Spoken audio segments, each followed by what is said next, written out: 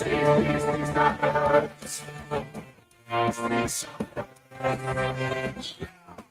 the 15th of September 2025, and in today's show we discuss yet another defensive horror show as we come away pointless from Saturday's trip to Sixfield, a result which sees us fall second from bottom to the table, just on goal difference.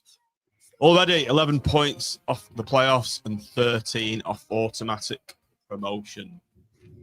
Can't get any worse, can it?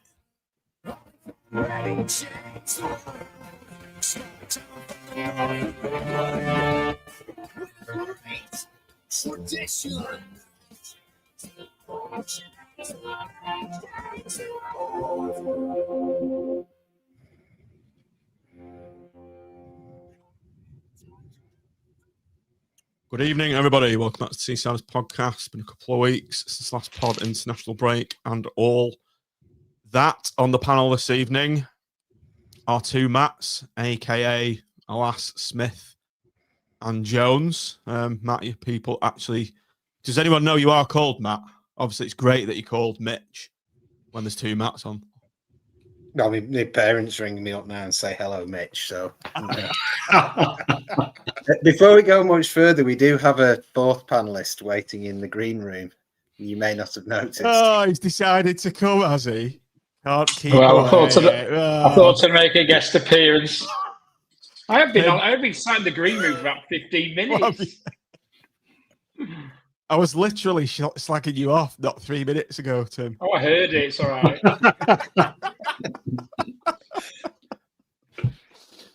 So it's two becomes three. It's a bit like a Spice Girls song with extra numbers in it. Tim, floppy head, Tim Fielding, Keir Floppy head, yeah. Joining us. My old headphones weren't working, so I've messed my hair up putting them on. Well, you are on the Barnsley pod tomorrow, Tim, aren't you? You fired us off to go on that, but I'm glad to see your own conscience has got the better of you. Well, I just wanted to, I thought I'd spread it around, give somebody else to go, but spread the magic around. Spread the Fielding magic around. So yeah, for Barnsley pod tomorrow. Can't say I'm looking for it. It's going to be a bit negative for me, I suspect. Was there any magic being spread around Sixfield Stadium on Saturday? I don't think any of us went. I don't think any of us were stupid enough to go, or were we? No. Not with the red button being available. What's that? Not with the red button being handily available. I thought you said not with the Red Bull being available. Well, yeah. Morphed into Raggy for a minute. Exactly. To be honest, I may have gone, but I had a commitment on Saturday afternoon, evening, late on. And when it was an early kickoff, I seriously thought about it, and then I decided I couldn't get back in time, and I'm so glad I made that choice. The podcast panel of our dreams. Oh no, Tim's just turned up. Excellent. Cheers, clapsticks. Welcome everybody in the chat anyway. Good to have you all on the stream. So let's get cracking. Anyway, we are going to briefly run over the Northampton match, but I think there's a lot of talking points that we need to address. So we'll be talking about those afterwards. But as it's a match reaction show, we'll start as ever with the starting 11. Bradley Peacock foul in net. Left to right, Coulson, Casey, Ihekwei and Imre. Left to right up front. Now, this is incorrect how they've put it on FOTMob. So let's start with left mid, Morgan. Honeyman and Brown in middle, Bowler on the right, Ennis and Taylor. On paper there, Tim. Not a lot to complain about, really. Perhaps Ihekwei's the most obvious man for the chop there with Horsfall on the bench, second game running. Bit strange for me that he's not throwing him in. Must be a reason why, or is there? Well, unless you're still carrying some form of injury, but you wouldn't think so, would you? So I must admit, I did expect Horsfall to play because I think there's been an obvious issue in that back four, arguably in two of the positions, I would suggest, but most certainly in the centre. So that was quite surprising. The other thing that sort of stuck out for me wasn't who wasn't starting, but who wasn't on the bench, and Bloxham's complete omission. It was good to see Bowler starting, to be fair, and good to see Imre. And I was quite pleased to see those two, but I was quite surprised not to see Bloxham anywhere near the team. So obviously we can go on to discuss what we understand the score was there. We're faced with this repeating conundrum of how we fit Morgan, Brown and Honeyman. You could see straight away, unless he's going to change the formation, no chance. It just doesn't fit. 3 into 2 doesn't fit. But Bruce managed it, Mitch, didn't he? Sorry, John, I'm not quite. Oh, Bruce managed to get well, yeah, and I think what Tim just he managed said the 3 into 2. But yeah, what a strange way to do it. Well, I think what he's trying to do is he's trying to recreate the magic he found last year when he at the time it felt like a stroke of genius what he'd done with Carey, kind of reinventing him as a completely hitherto unseen player, marauding down the left. But in retrospect, when you think back, he did cycle through about 5 players on that left-hand side before Carey sort of made it his own. And I think he seems to be trying to recreate that constantly by putting Honeyman or Morgan or whoever out there, which for me, I think it's almost like an acknowledgement of the potential weakness of 4-4-2, that you're going to go out there in the modern game and you're going to get overrun in midfield, so you hedge your bets and you have one of your wide players can play in the central midfield. So it's I guess that's why he's doing it, but I don't know, it's odd. Or you've just accidentally signed accidentally signed players like Brown and Honeyman. You don't want to leave them out, but you've already got Albie. You don't leave him out, so you just wodge them all together. Matt, your thoughts on that? Mark's just said our left side is the stuff of nightmares. Hopeless so far. 3 wingers on the bench, but Albie Morgan plays in front of them all. Bizarre. Yeah, it is bizarre. I think at one point during the transfer window, we had possibly 6 wingers on the books. Obviously, Malcolm left us for odd reasons, and but then Bowler came in, and the lad from St. Pauli came in as well. And then you just thought, right, well, we're going to sort of get this imbalanced midfield a little bit more balanced now that we've got wingers all over the place, and Bowler, we know where he's going to play. So I always thought that somebody was going to play on the left-hand side, but I mentioned it a couple of weeks ago, maybe 3 or 4 weeks ago, that, the start of the season, if we were going to have any sort of real ambitions of doing stuff, to have Husband and Coulson as our left back options, and obviously we're down to just Coulson now, is going to cause us real issues, and it's proven to be the case. And now the window is slammed shut. Well, we do have a left back in the squad, don't we? But he just chooses not to play him, which we'll move on to, I'm sure, at some point. So whilst you can look at that on paper and probably think, yeah, there's 11 decent players there, there's still arguably 2, maybe 3 square pegs in round holes, bizarrely. Yeah. Okay, on to the game then. Tim, we haven't conceded, we haven't kept a clean sheet in 14 games, if you can believe that or not. And that terrible record was almost was 13 before the game, 14 afterwards. It was almost made 14 straight away in the first 3 minutes. Terrible start from Blackpool. Oh, unbelievable. I've just basically averaged shocking start. We could have been 3-0 down in about the first 2 or 3 minutes, couldn't we? The first was a catalogue of errors defensively, and there was a pattern to this, I think, during the game. Was having opportunities to clear our lines, but then not doing it. And to be fair, when the shot comes in, I thought Peacock Farrell did incredibly well with it, and it was good. It was a good positive. In the end, it being that first one became a little bit of a positive, because I thought great to see him get a decent save under his belt early on in the game. That's going to do him a power of good. But the catastrophic defending just kept on coming. So I'll perhaps let somebody else take the lead on the next one. But it's it seems to be a feature, and part of it is the midfield. It's not always the defence; it's the midfield when they're picking up the ball and they're giving it away, and then it's coming straight back at us, and we end up, on the proverbial back foot.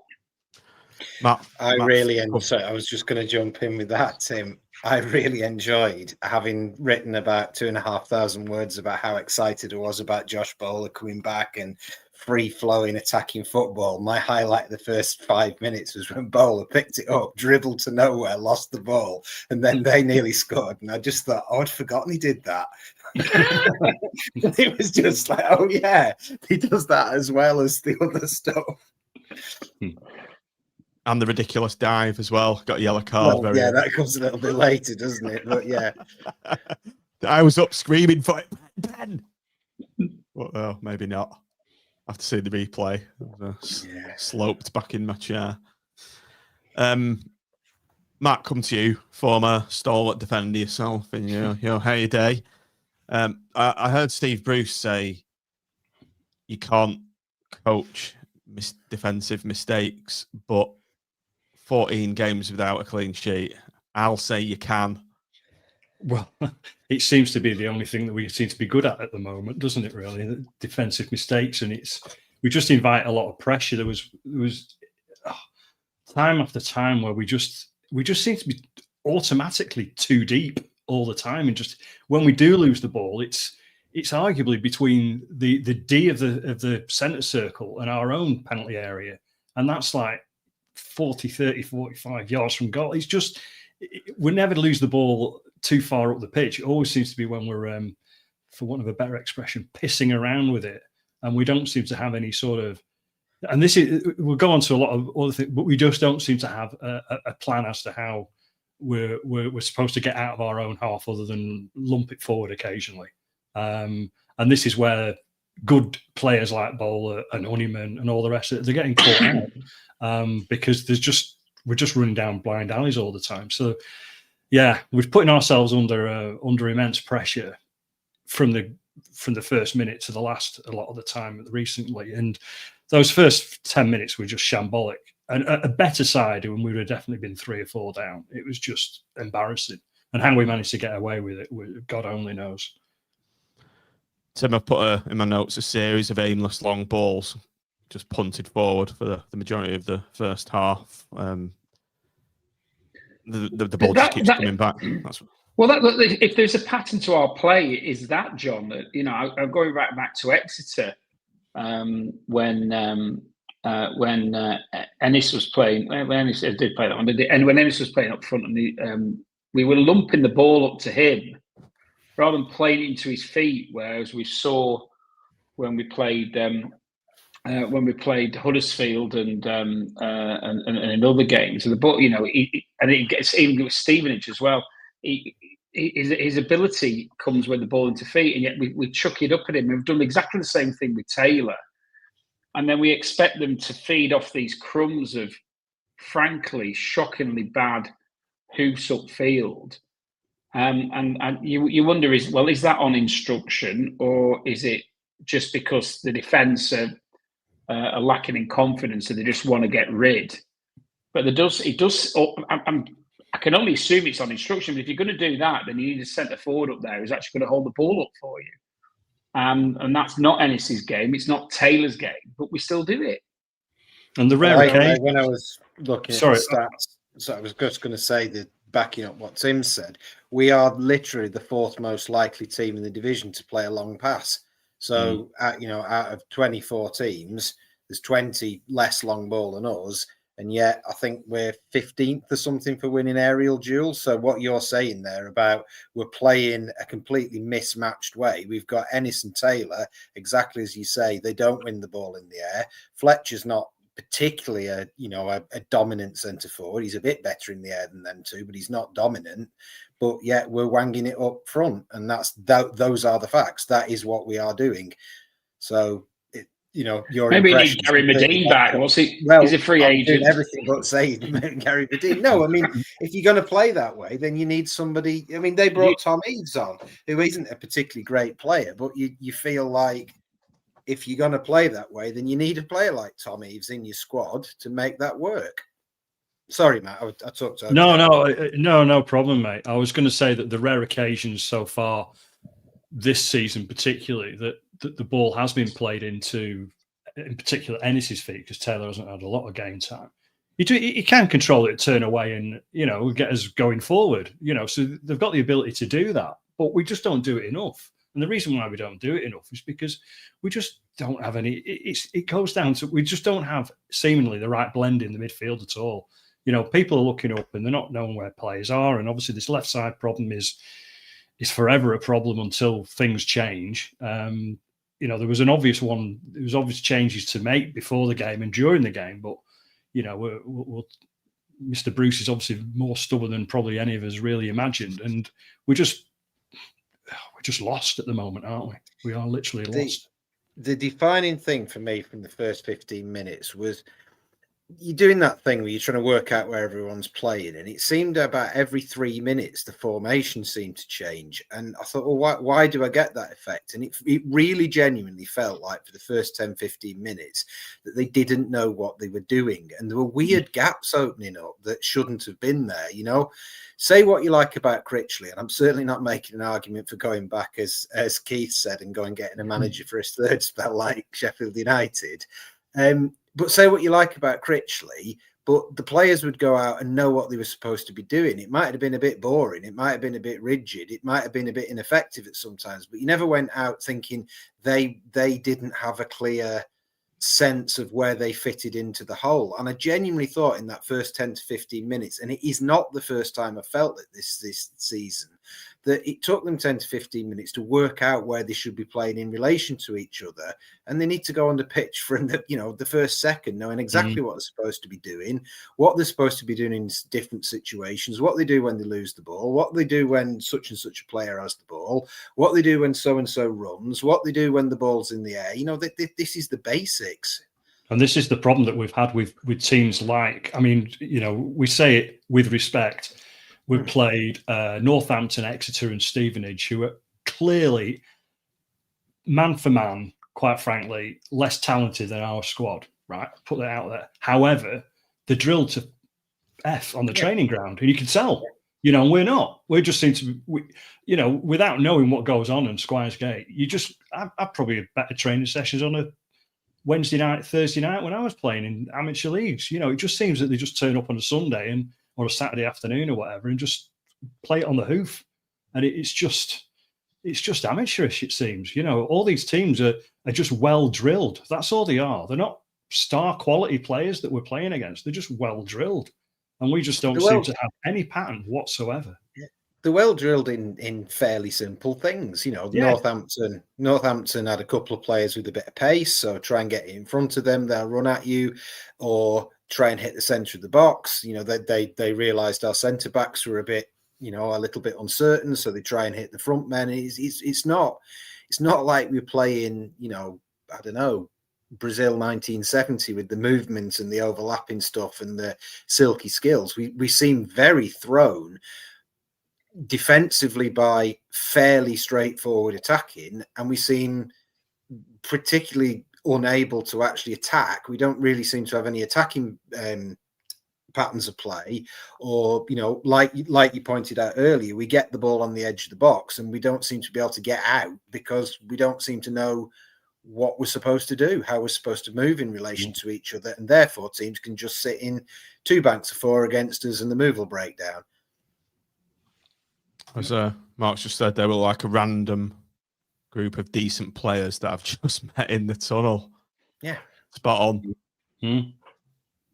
I thought, that PFA team that gets together of players who I watched a little bit of them on YouTube just out of morbid curiosity. Connor Wickham scored an amazing halfway line goal, but it wasn't unlike us in the sense you could really see that they really had had a few coaching sessions and then gone, right, well, you go left back, you go right back. And, it feels like that. And I think it's really, really troubling.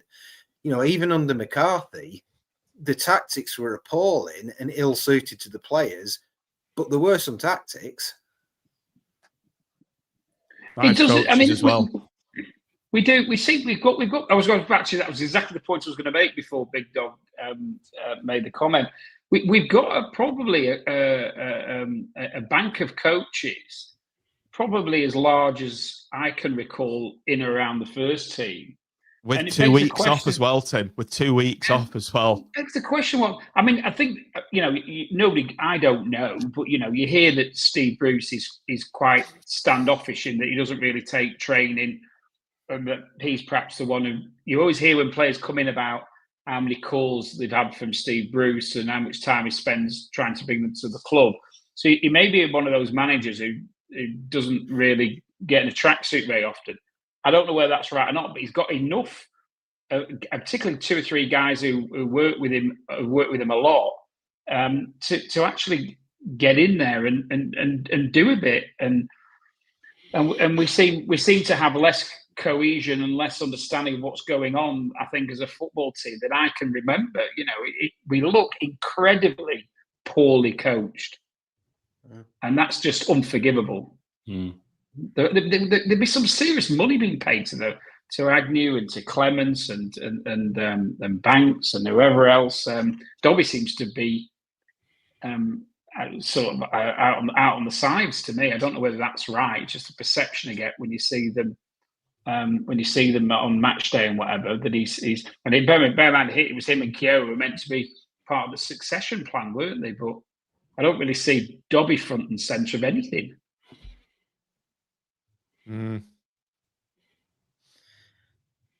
Awkward Steve, though. Steve FC. Okay, second half.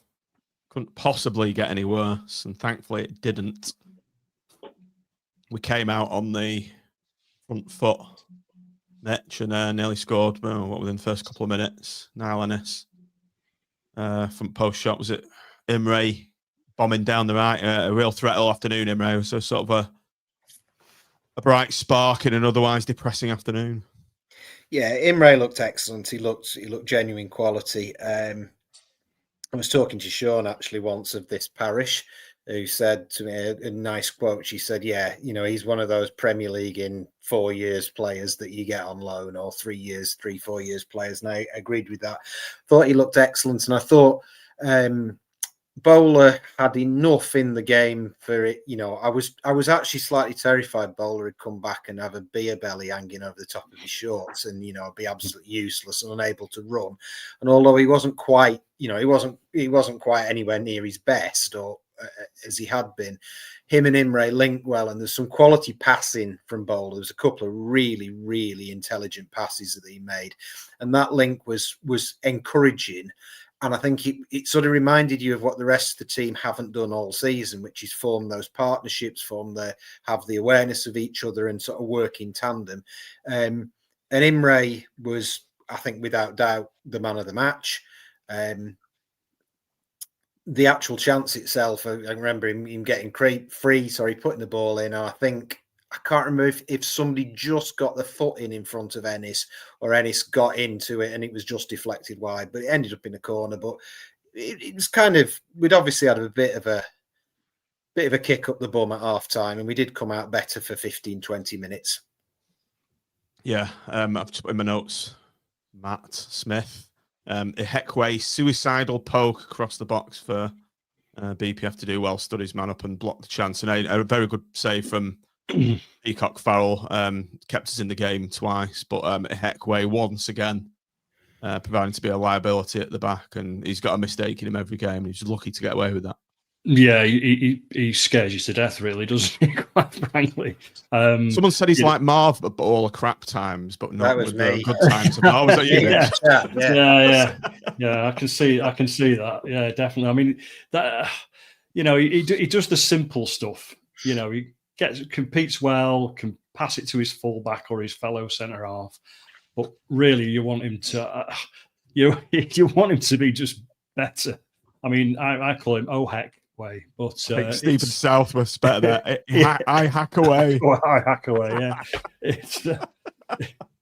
it's just, like I say, he just scares me to death anytime that there's something that where he has any proper real defending to do. And like you said, I mean, Peacock Farrell did really well because he could have quite easily gone to ground or done something a bit rash, dived at the attacker's feet and even brought him down possibly. But yeah, he has, I mean, given quite frankly the stick that we and many other people have given him in the last sort of 4 or 5 weeks, the last couple of games, really he's barely been noticeable because he's actually done all right, hasn't he? So, considering what he's got in front of him, that's testament to him, really.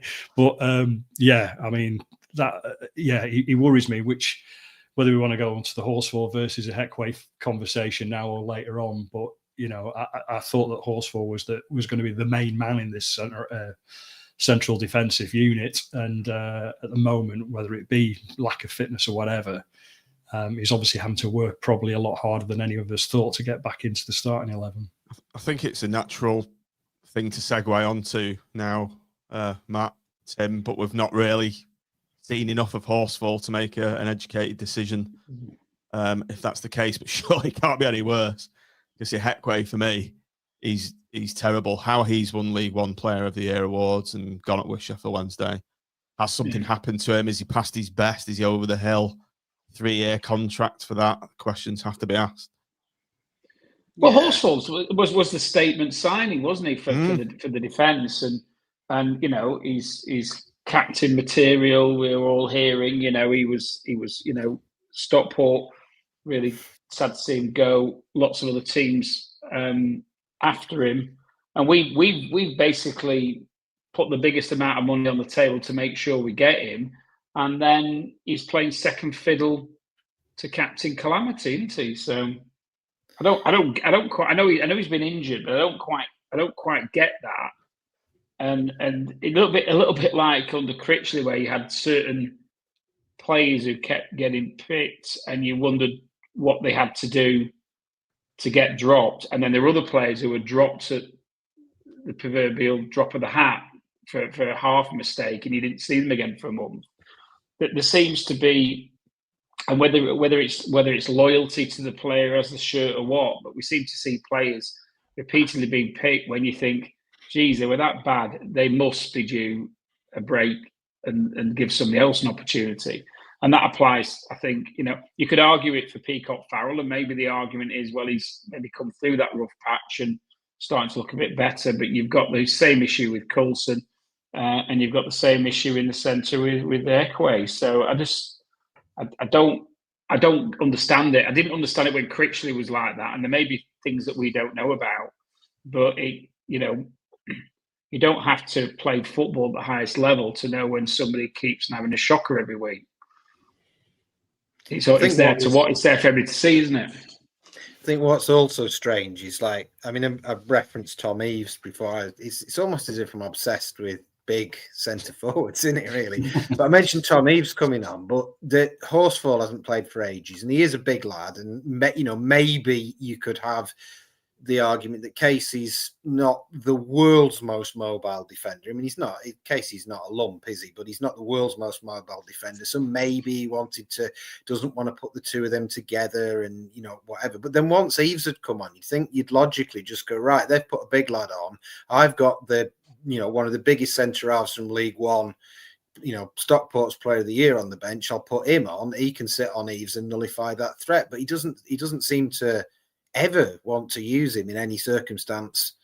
It seems odd. Or even we're 1-0 down, I'll shove him on up front even, and we'll wang the ball at him. But it's like, well, he's been sat on. Is it 3 games he's sat on the bench and done nothing for? Is it 2? But it's very, very strange, given that he was the first, as you say, statement signing, and we just don't seem to want to use him. Sorry, didn't have a great debut, but plenty of players don't have a great debut and go on to have a good career. On 9k a week, according to Alan's Stockport friend, on 6k there. I wouldn't imagine Simon Sadler's happy about dishing out 9k a week for someone to be sat on the bench. A stellar signing.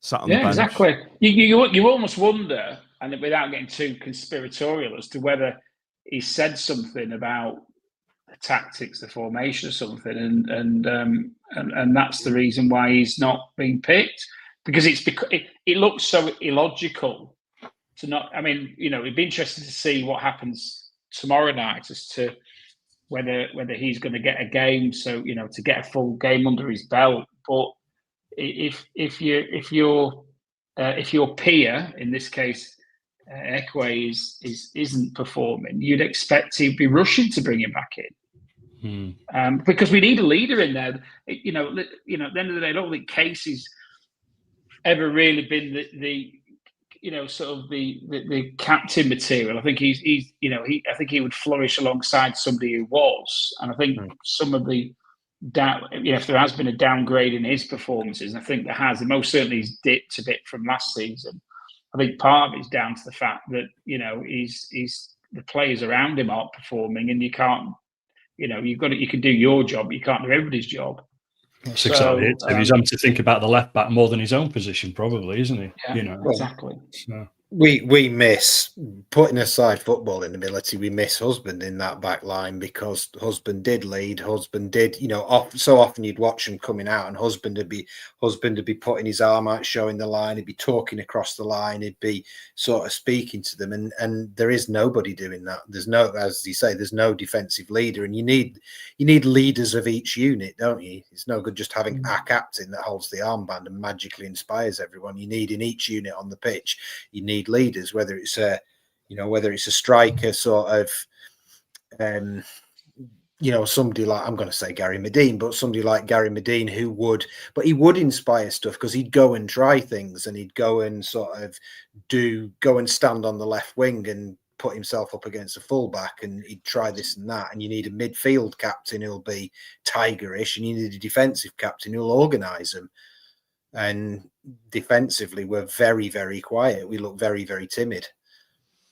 Lack of a left-sided centre half as well, Matt. I know you've always mentioned that. Both right footers. It's going to affect things. Bagert's not been picked up. Big mistake from the recruitment team not picking someone for that position.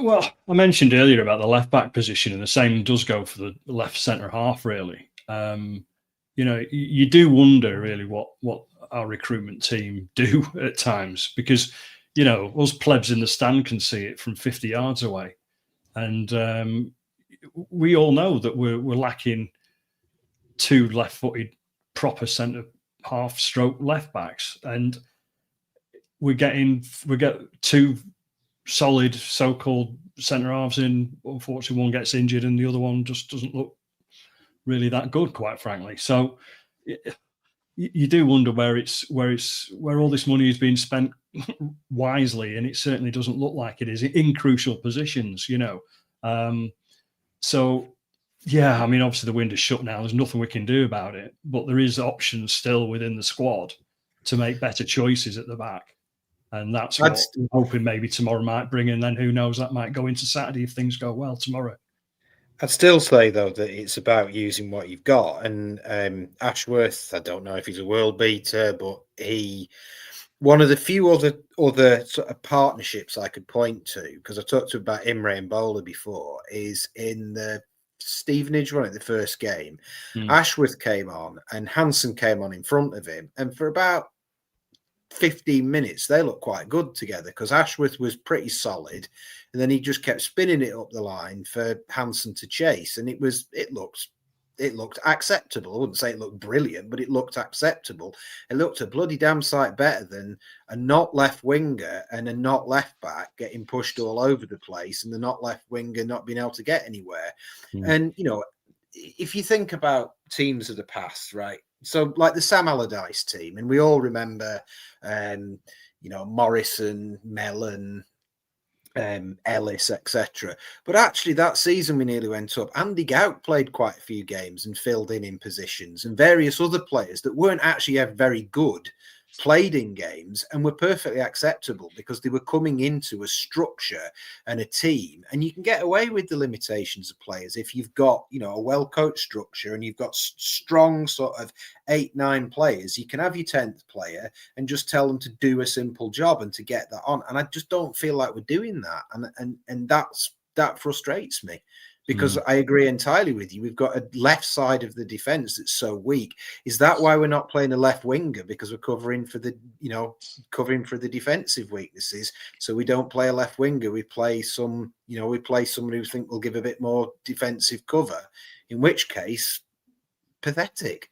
Yeah, I mean, I'd much rather have a left. Well, whatever. I'd much rather have a fullback that was a genuine fullback, and even if that fullback didn't pass the halfway line, I'm not bothered. If it keeps the defence more solid and gives us that structure so that whoever's in front of that left back or the right back. If you're going to play 4-4-2, then exactly. that. Then say to your two wingers, whether it's Hansen, whether it's Banks, whether it's whoever, say to them, don't worry about going the other way, get forward. And then that's an identity. I'm not saying that will magically work, but I know it's just so frustrating, isn't it? Oh dear. Well, as Sean said in the chat, you've also got Andy Lyons who could play left back. So there are choices there. There's two competent left backs. And we're not even giving either the time of day. I don't, again, whether I think to be fair, Lyons has been a bit weak this season when he's played, but nevertheless, Coulson's, and I'm a fan of Coulson when he's on his game, but he's been poor, and he's not really he's not a left back, is he? He's a left wing back, or you could even push him further over and play him left mid if you want, but you need someone solid behind him. Yeah, I mean, particularly the way we're playing at the moment. And we've already digressed from the game itself, but their goal was just a complete shambles from Honeyman and Morgan getting in each other's way, and ultimately to Coulson not putting in any sort of a tackle, where I'm sure a pretty much a standard left back of the Ashworth quality would have at least got a toe in there somewhere. And this is the sort of thing that we've got with Coulson. He's like rice paper on the left back. He's nothing on him at all, is there? So for me, I don't. We've probably gone through a 1 to 11 of scapegoats this season already after 6 weeks or whatever it's been. But you've got to play your players in the right positions, and unfortunately he's not a out and out left back. He may get away with a left wing back, but he's certainly not a left back. Bruce actually referenced it in an interview. Bruce said something in an interview last season about Coulson being 8 stone wet through. So it's like he's seen that. He acknowledges that he just gets pushed off the ball time and time again. Even when he goes in, he doesn't like heart, he doesn't like battle, he doesn't like fight. He's just not strong enough to play that role. And he'll go full into a challenge and then just bounce off like he's made of rubber or something. He's just not hard enough to play League One left back in a side who are up against it. If we were flowing forward, if we were scoring goal after goal and dominating games, Coulson would look excellent because he'd be overlapping, he'd be flying forward, he'd be playing to his strengths, but we're not. And as you said earlier, Matt, we sit so flipping deep, we invite this pressure. We're just exposing the fact that the lad hasn't got the attributes to sort of sit in and play that defensive role. Yeah. I mean, that just reminded me, unfortunately, of something that happened on Saturday, and it was only once or twice that I noticed it. Just because it's different, isn't it? Watching it at home as it is, seeing the game live, you see different things. And their goalkeeper had a goal kick or had the ball at his feet, and he played it out to centre half, who played it into the midfield, and we're off 2 attackers pretty much on the halfway line. So we're giving him 40 yards of space. Whereas it wasn't too long ago, we were always in the faces of oppositions, Jerry Yates and all that. And it's just a complete, I don't know whether it's, like say, a plan from earlier on when we were talking, or it's just, we don't know what we're doing, and or this is how we've been trained. It's just, but ultimately 3 passes and they're out of their half. And it's too easy. And then we're on the back foot straight away. Well, speaking of space given to them, their team in the build-up to the goal, even if anyone remembers, it was a throw-in down their left wing in the final third, more or less. There's no one's picked up their left winger. He's in absolute acres, not marked whatsoever. It's like it's basics. So that ball's gone into the box. It's not been dealt with, and then you've got that Benny Hill goal that I've seen it described as, and someone's overdubbed it with the Benny Hill But It's that was another genuinely example. Go on, sorry. Go on, Matt. I'll just pick up the throwing thing. It's genuinely like, it's what I was saying at the beginning about the first few minutes, is there are really worrying signs where you think they're not, it feels like they're not doing the basics, because there are times they weren't getting set from throw-ins, both attacking and defending throw-ins. We've conceded a goal from a throw-in where we just haven't picked up play. And twice in the first half, when we did get in their half, we got a throw-in, and we put a bit of pressure and got a throw-in, and twice we just threw it back to them because we hadn't got set. It was like we hadn't practiced that. It was like they didn't know what to do. There wasn't a set routine for that. And both an attacking and defensive throw is a set routine. You know this. You coach. You'll coach your lads. Right, when they've got a throw, you get there, you pick up that, you do that. And when we get an attacking throw, right, you do this, you do that. They're routines, and those routines don't look ingrained, and it's genuinely troubling. Yeah, we did have a lot of chances in the build-up to their goal. Chance after chance after chance, various opportunities not put away. But if you don't put away your chances, you're always open to the sucker punch, and it did happen. And all right, it was the second half. It was a much improved performance, but again, you're defending like that, you're going to lose games. We did lose games, and you can't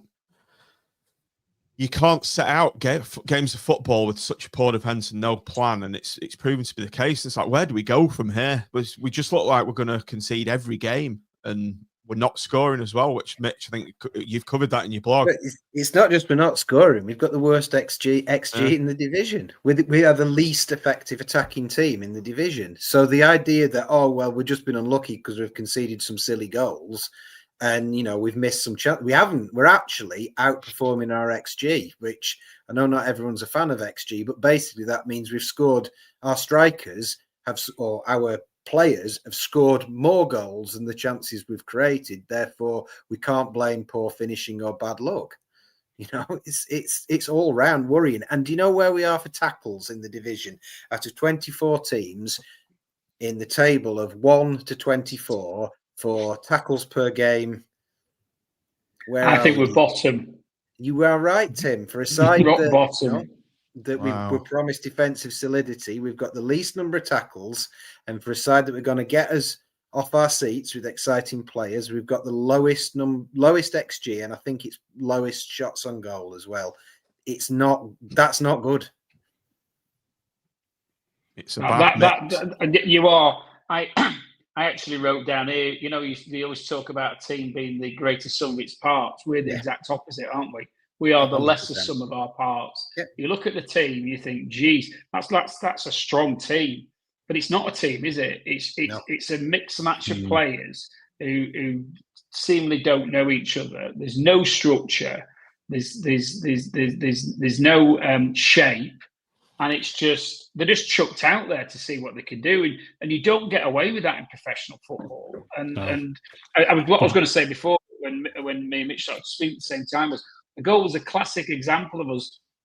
We had the chance to get it away, and we had our better players in around that ball, and we should have brought that ball out, but we didn't. We end up cocking it up, and it comes back at us, and then we have the calamity. But that's the pattern. The pattern is we can't keep hold of the ball, and we give it away in incredibly stupid places because nobody knows where anybody else is, and it's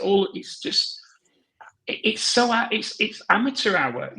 Literally, you could put a Sunday League coach in there. I know Sped. Sped would have a field day coaching this lot. Mark Spedding, because it isn't rocket science what needs to be done with them. But they do need structure, and they do need to know what they're doing, and there needs to be a pattern of play, and there's absolutely zero.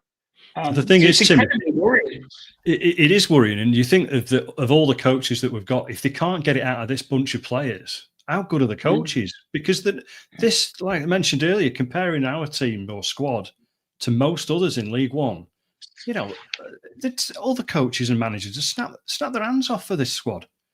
All right, it might be a bit lopsided here and there or whatever, but they'll make it work, and we just don't seem to have the pattern at all, do we? It's I cited Andy Gowk earlier. So the Blackpool team, the first Blackpool team I remember, or that Billy Ayre side, that was particularly after it had been shorn of the better players who we sold off, and we Neil Mitchell, Andy Gowk, these are not incredible footballers playing every week.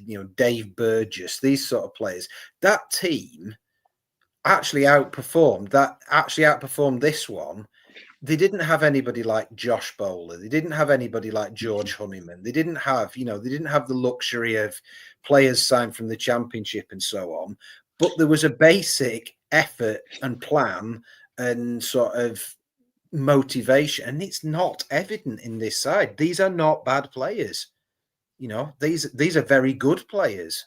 George Honeyman was a regular in the Championship, and now, and I like Honeyman, but he looked rubbish. He looked rubbish on Saturday. He just looked like a bloke sort of running around, throwing himself aimlessly at stuff. How have we managed to make George Honeyman look rubbish after 7 games? Because he's definitely not rubbish. Bruce has managed it.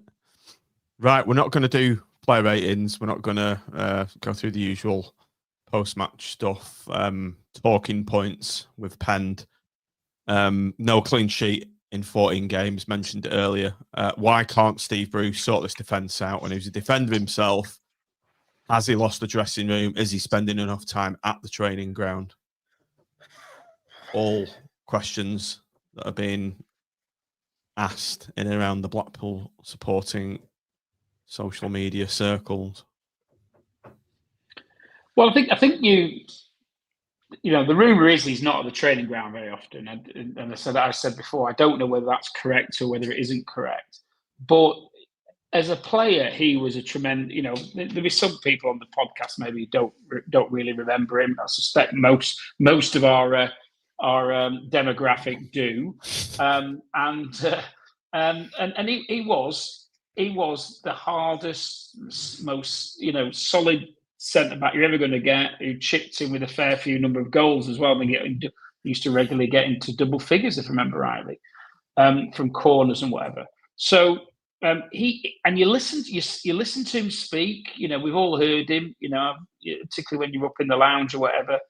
He's incredible to listen to because he's clearly very, very knowledgeable.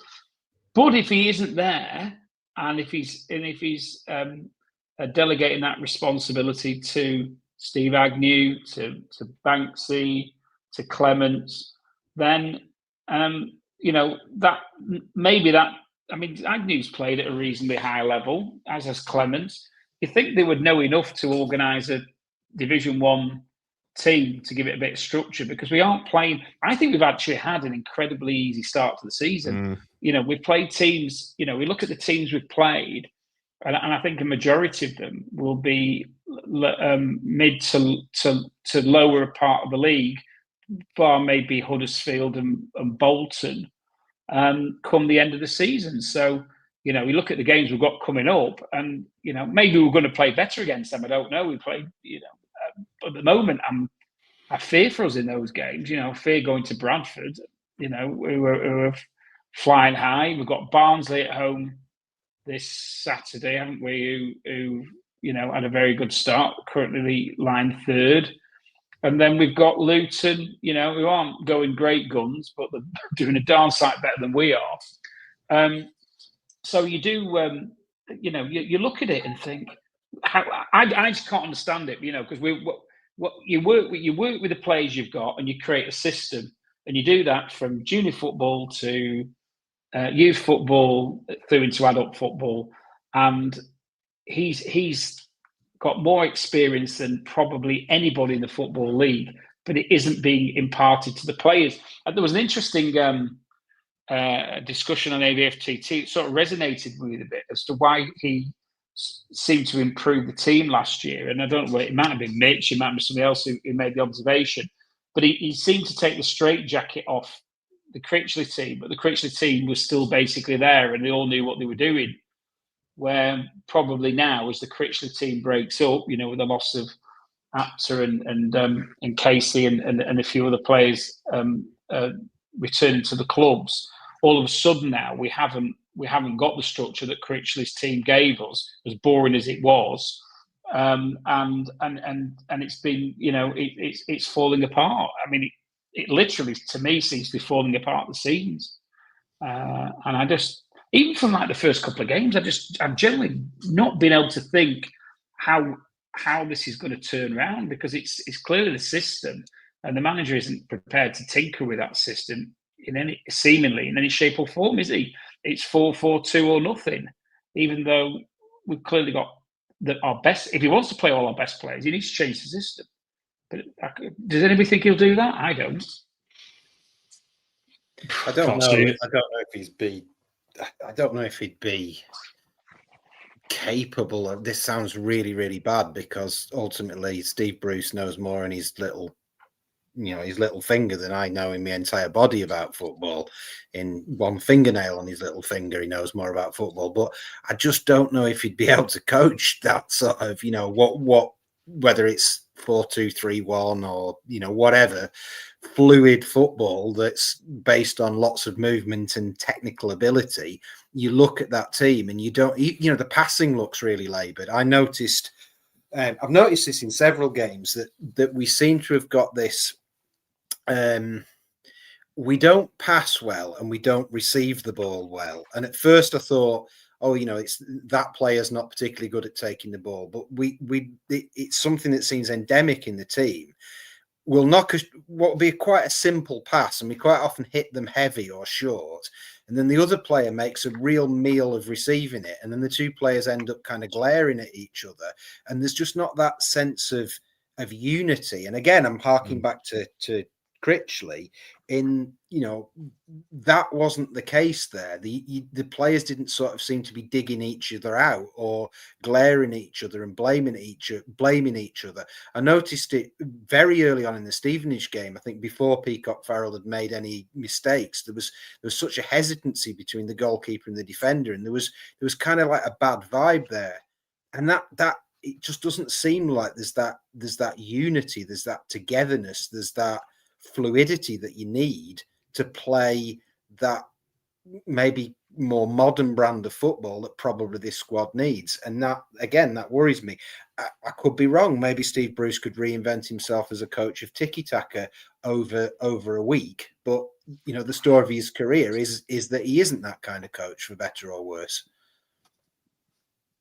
Are we going to pull ourselves out of this hole? Can anyone see him changing the system, which he probably needs to? And if he doesn't, will it change? I think that's the worrying thing. I think apart from Imre and Bowler as a combination, there's nothing in this current sort of squad of players, the way they're playing, the way they're set up, that makes you think, there's light at the end of the tunnel.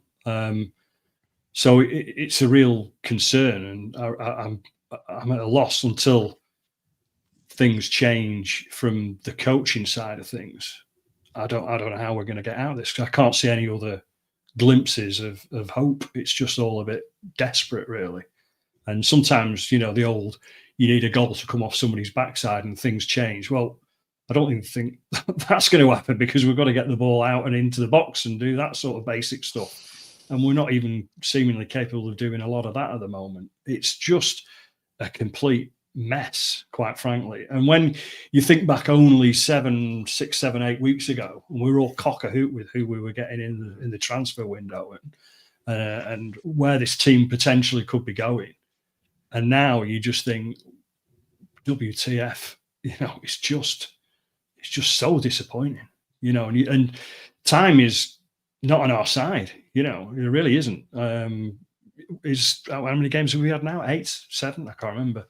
How many more games Barnsley at home, Luton at home. That's the end of September. Is that too long? Is that, if we get 2 wins, things change around, obviously. But we're 11 off the playoffs, Matt, already. 13 off automatic. That's a massive, massive mountain to climb already. And a lot of people are saying the season's over. So I remember he's got till Barnsley. If you don't beat Barnsley, he's got to go. And I think that's what a lot of people are saying. Yeah, I don't think anybody wants to. We don't want to be.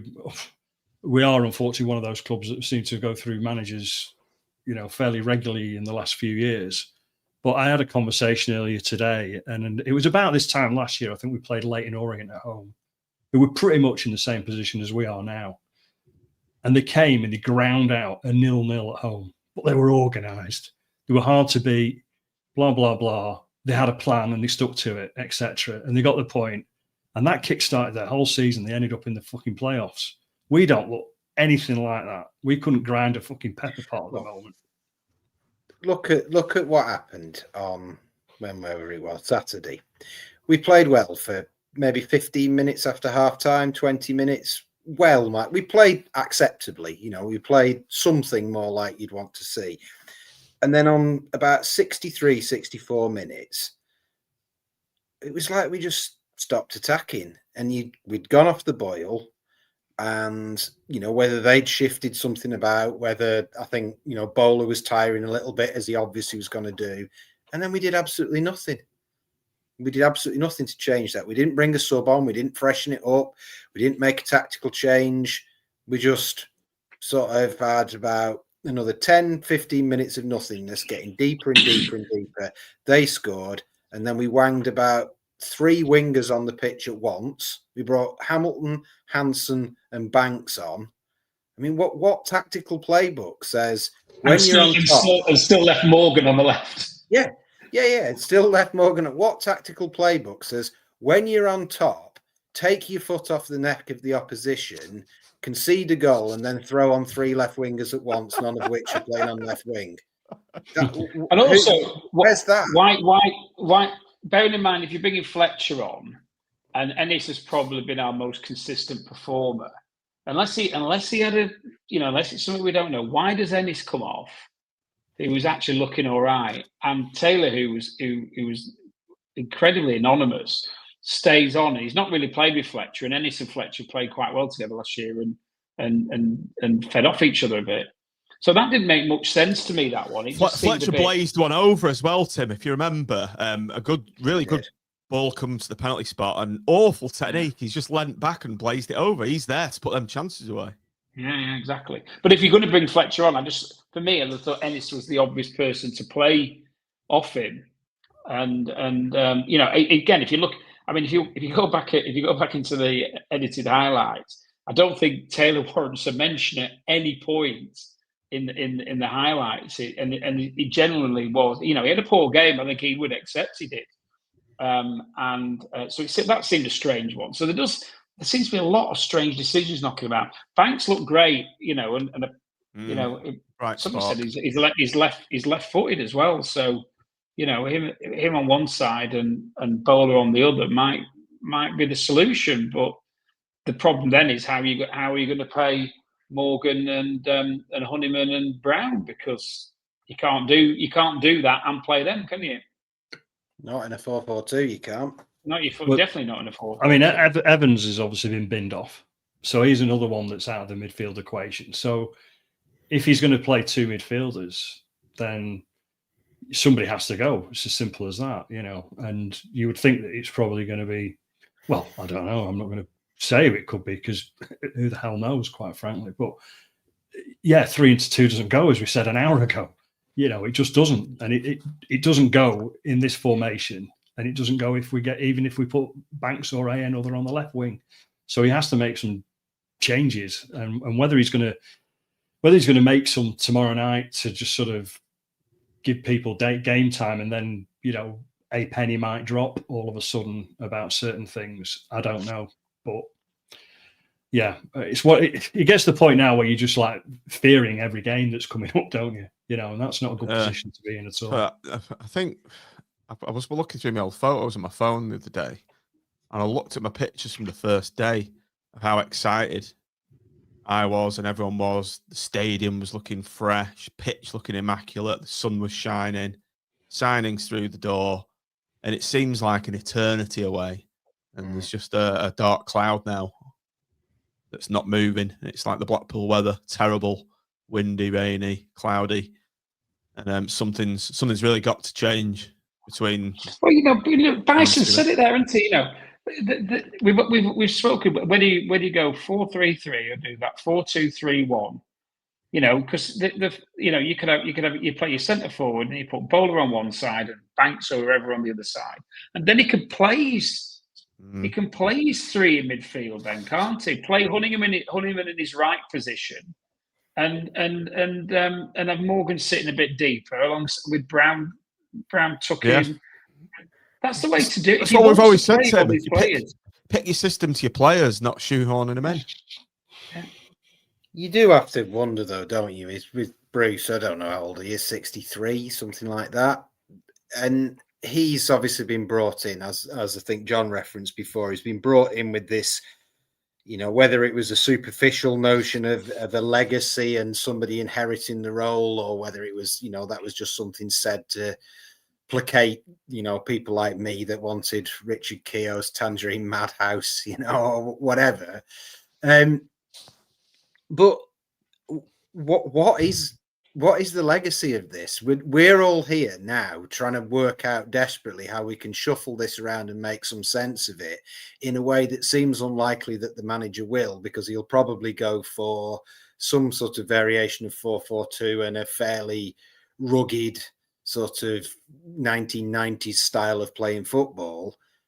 What's the point in that? We're giving. Let's go back to, say, Michael Appleton, who, we probably all want to forget, and so on and so forth. He had a lot less time than Steve Bruce, and we binned him off in a higher division. We all gave Mick McCarthy absolute pelters. He came in, didn't get to buy a single player. He had the only big striker we had at the club, Min Medine, who was an essential for McCarthy football, did his ACL, and Charlie Good, who we bought we had on loan, the massive lump at the back, he was also probably essential for mixed football, broke down after about 20 minutes in a Blackpool shirt. So McCarthy had a real, he had a difficult deal trying to do what he was doing, and everybody gave him absolute pelters. What are we achieving with Steve Bruce as the manager? If we put Stephen Dobbie or whoever, I'm just saying Dobbie as the most obvious name because he's in the building. If we went and got, Bill Smith from Carlton Juniors or something and put him in charge, if he had a tactical idea, is there not more longevity to that than there is to this? You've got to ask what's his motivation? What's Steve Bruce's motivation? He hasn't got any, has he, really?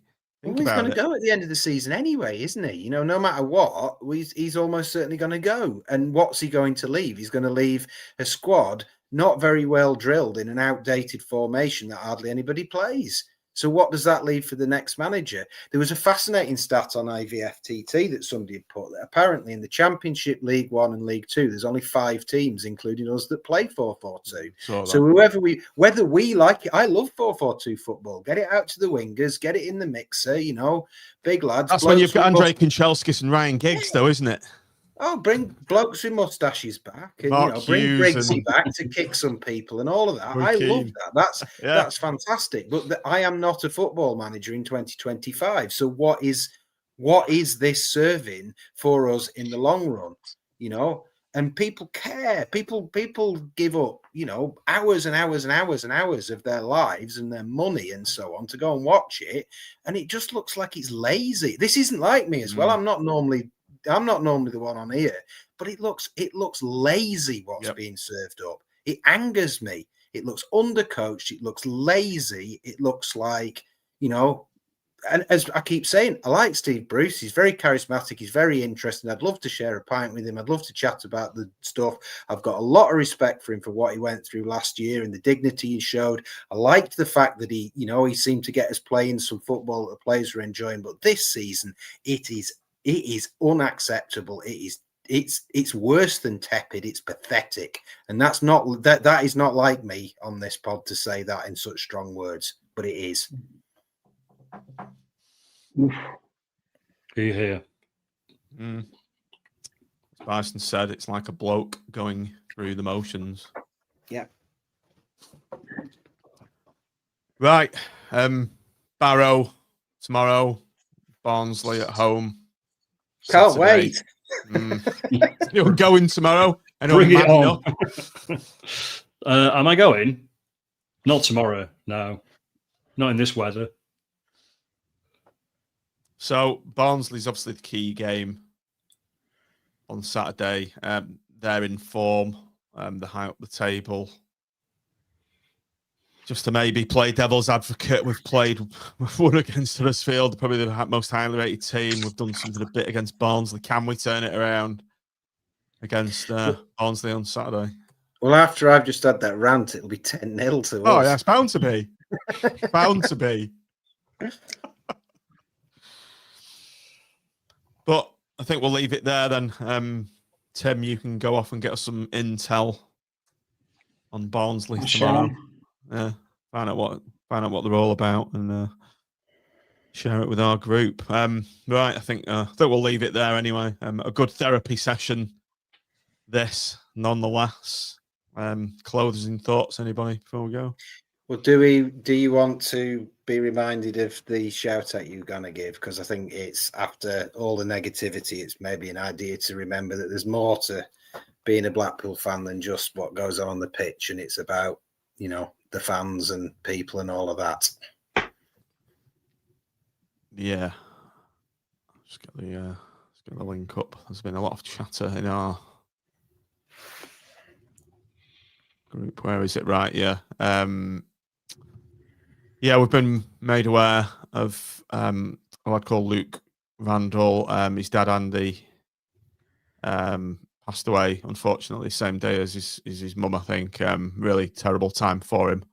And it was his grand, sorry, yeah. And we're looking for is it the round of applause in 61 minutes? Sorry, I'm just getting this up now. Yeah, it's his grandma and his dad's memory. Applause, was it 20 minutes? 20th of September, 61. Sorry about this, guys. I'm just reading it. Yeah, 15th minute. Yeah, it was. It would have been his 61st birthday. So we'd like to do it on the 15th minute. So yeah, please everybody, rise and give it a round of applause for this. That's sad event. The 61's no age, is it? And yeah, it's as Mitch said, it's not. Football's not the be and all end all in horrible situations like this. But let's hope the lads can raise the game and do everything they can to raise the spirits of Blackpool and raise the spirits for Luke. Horrible time, but yeah, hope the players do the best they can, and we turn this ship around. Any closing thoughts, anyone, before we go on? I think the only thing is, you know, where, you know, I do fear for Bruce if we don't get a result on Saturday. I'm not there, unfortunately, but you know, hopefully we turn it round. You know, hopefully we are going to see that whatever plan exists that we can't yet see is going to all knit together, and we're going to see a fantastic performance. But if not, you know, I can see things turning against him, which will be very unfortunate and not something that, as you've said before, John, that any of us really thought we'd be talking about after 7 or 8 games into the season. It's incredible, really. I did put a poll up on X not long ago. De Bruce and Steve FC needs to go. 83% have responded with the yes. 17% said no. That was 1,300 people who voted or viewed on that. But yeah, 289 votes. So yeah, it's a pretty damning verdict there. And will he pull the trigger if we lose on Saturday? Given his I don't think he will. I don't think he will. I don't think Simon will. But I think you know, I'm sure questions have been asked already. I don't think there's any doubt about that. But you know, we go, if we don't get a result on Saturday, I think the argument is that, well, any chance of playoffs, you've got to really say, you know, you'd have to be having promotion form, wouldn't you, to get yourself anywhere back near the fray, and for us to be that far behind after 8 or 9 games is, with this, again, we're going back with this team, is unforgivable.